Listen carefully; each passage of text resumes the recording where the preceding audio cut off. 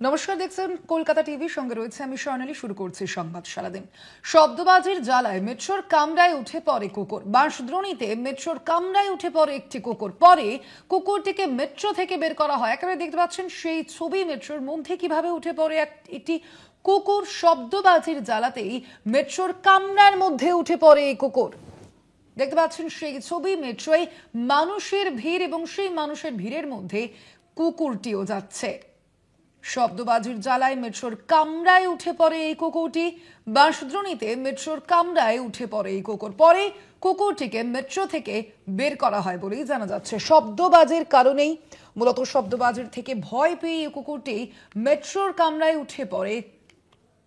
বাঁশদ্রোণীতে মেট্রোর কামরায় উঠে পড়ে এই কুকুরটি। পরে কুকুরটিকে মেট্রো থেকে বের করা হয়। মেট্রোতে অন্যান্য নিত্যযাত্রীদের সঙ্গেই উঠে পড়ে কুকুরটি। শব্দবাজের জ্বালাতেই মেট্রোর কামরায় উঠে পড়ে কুকুরটি। বাঁশদ্রোণীতে মেট্রোর কামরায় উঠে পড়ে কুকুর। পরে কুকুরটি মেট্রো থেকে বের করা হয়। শব্দবাজি থেকে ভয় পেয়েই মূলত এই মেট্রোর কামরাতে উঠে পড়ে একটি কুকুর। দেখতে পাচ্ছেন একেবারে সেই ছবি। বাঁশদ্রোণীতে মেট্রোর কামরায় উঠে পড়ে কুকুরটি। আর বিস্তারিত জানবো, ফোন লাইনে রয়েছেন প্রতিনিধি শাশ্বতীর। শাশ্বতী, কিভাবে এই কুকুরটি হঠাৎই উঠে পড়লো এই মেট্রোর কামরায়?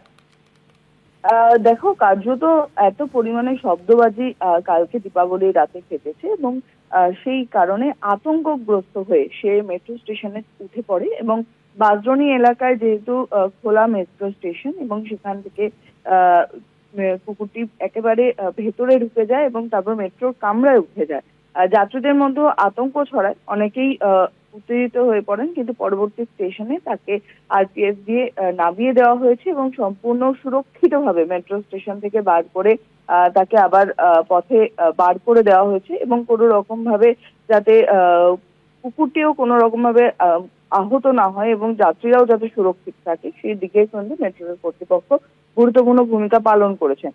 তবে আতঙ্কগ্রস্ত হয়েছিল সেই কুকুরটি এবং প্রচন্ড পরিমাণে শব্দবাজির ফাটার ফলেই কুকুরটি ভয়গ্রস্ত হয়েই মেট্রোর রেকে চড়ে পড়েছিল, এমনটাই খবর মিলছে। ধন্যবাদ তোমায় শাশ্বতী। কথা বলছিলাম, ফোন লাইনে ছিলেন প্রতিনিধি শাশ্বতী রায়।